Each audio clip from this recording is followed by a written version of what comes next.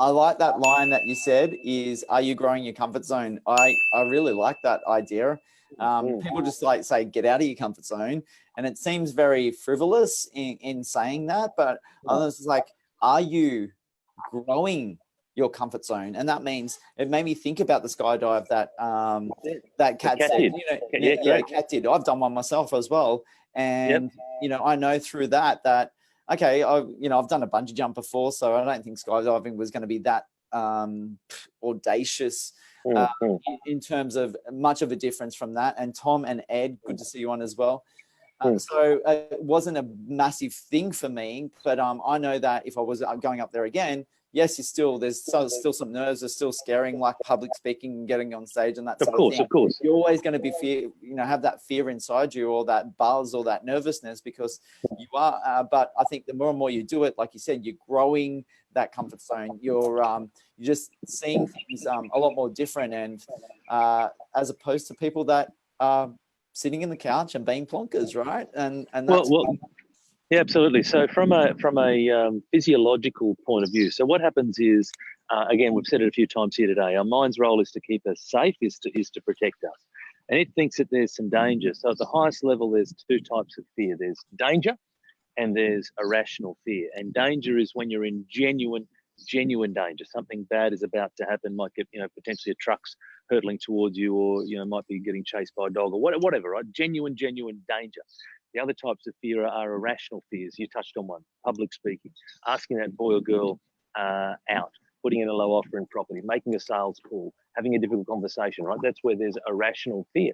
But here's the thing: every time we do that something, we come out the other side. How often do we get ourselves worked up, get anxious about something, then we do it, we come out the other side and we go, that wasn't that bad, right? And it happens all the damn time. And then we go and do it again and we go, that wasn't that bad. And so what happens is, each time you're doing it, your mind's saying, you know what?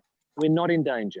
We're not in danger. We're not in danger. And to the point where it's like, we're not in danger. We're not in danger by speaking up in front of public. We're not in danger by calling someone up, asking for the sale. We're not in danger by asking that boy or girl out. We're just not in danger. And the more you do it, the more the mind starts to recognize that, and your fear starts to subside. To your point, jumping out of planes, there's still going to be an element of it. And certainly for me, I speak a lot in front of public, but I still get little butterflies in my belly. But to me, before I go on stage, but to me, that shows that I care, that I take it seriously, that I'm not complacent about it. If I had zero butterflies in my belly, that would be a concern, because that would say to me that I'm not taking it seriously enough.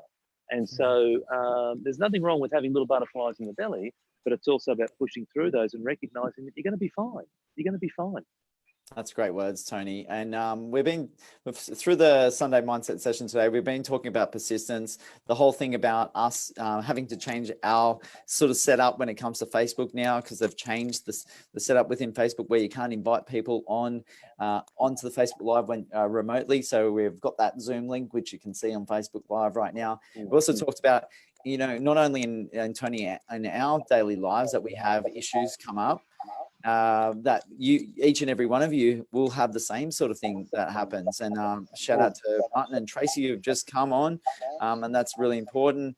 And the whole idea about being sick of challenges, changes, and having to adapt to things that are thrown out at you on a constant basis, I think is a big one. So, well, it's a case of people. How often do you hear people say, "Oh, if only it was just like the good old days," right?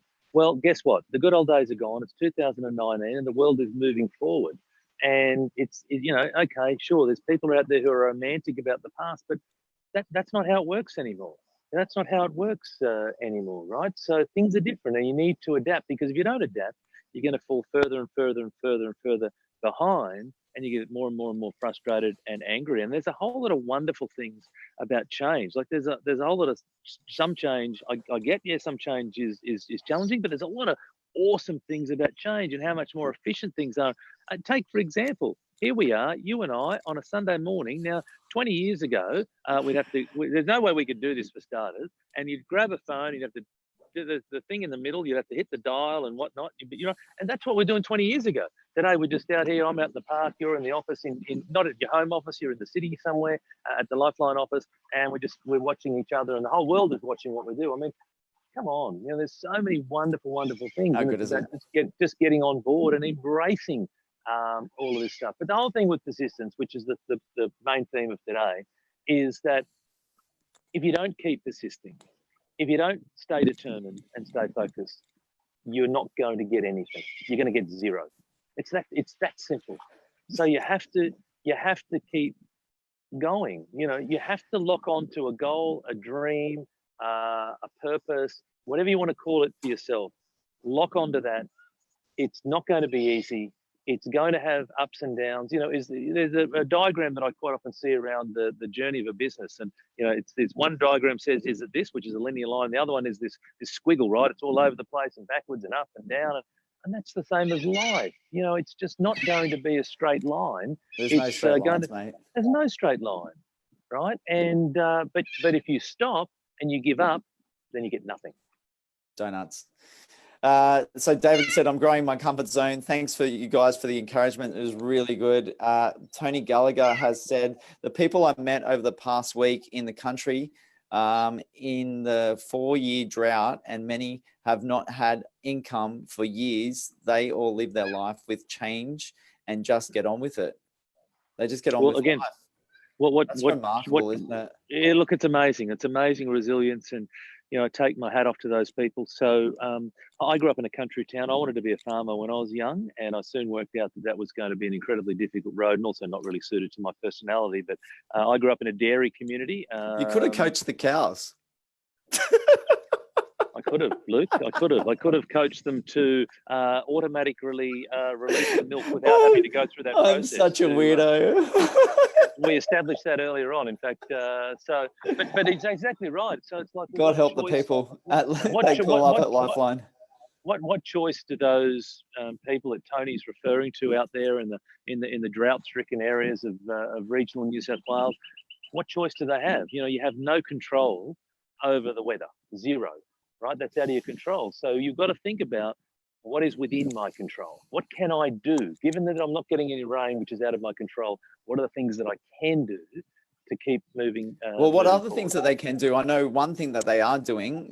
Those people that are in the country areas, they're campaigning, right? They're campaigning for the governments to help them out. So that's one big thing that they can do. Obviously, there's other jobs and things like that, maybe a second or third job. I know people in the country that do that sort of to, build up funds and then obviously pay for water and hay to come in. And that's a big one. And you've got to realize, I guess, in the country a little bit, and some people help themselves in this regard. Others maybe bury their head in the sand a little bit with it. But, working to build up those savings or reduce your amount of debt and things like that over time, that can really help. So, there's some people that are doing it really well, others maybe not so well. And, obviously the climate and obviously the drought is having a massive effect on everyone, but you can be better. Some are better prepared than others is what I'm saying.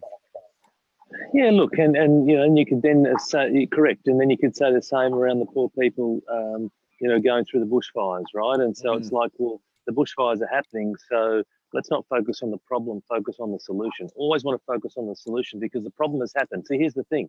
So if you think about where we're at, right, the problem has already happened. So you can never change the problem at that particular moment. You can only change the solution to that problem. You can create the solution to the problem. And so now you can also then create it so that problem doesn't happen again, but you can't change the problem. And so we've got to get ourselves into a mindset of constantly thinking, being solution focused,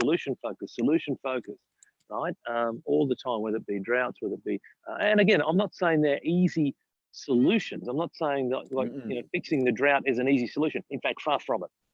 But we have to be solution oriented. And perhaps one thing is, how do we get greater, lobbying with the government so that we don't wait till things are dire, and then we, what can we do that's more proactive? And again, look, I'm not that close to it, so there'll be others out there who are closer to it, and I'm sure they've got a range of solutions. Yeah, I agree with you, Tony. I think it's a more 11th hour sort of thing. It's more reactive than proactive. But I guess the government's got to think about as well, like the money situation that they have and how much debt they're going into, and then if they can actually have to raise taxes because of it, and there's all those other things around it. Yeah, sure. But so it's good to actually talk about that. solutions. It's about focus on wherever you're at in your life.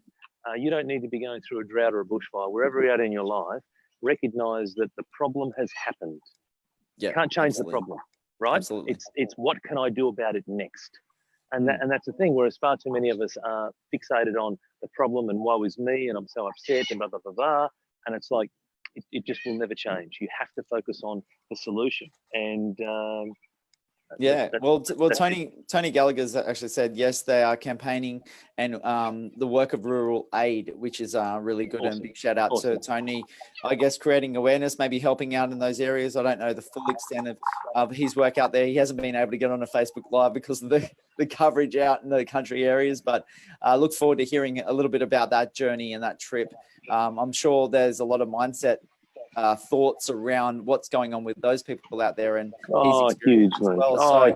Huge. Might have to get him on soon. The suicide rate of farmers is just it's incredibly sad. You know, it's just such. I really want to do something in the country, actually, Tony. That might be something that we can start to think about. Well, we've already got it. I thought about a bit of a country trip at one stage. I just don't know how that's going to look. Well, let's absolutely give that some thought, because maybe we can do that instead of our.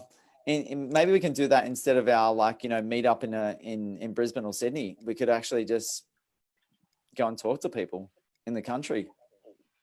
Yeah, we potentially could even do both.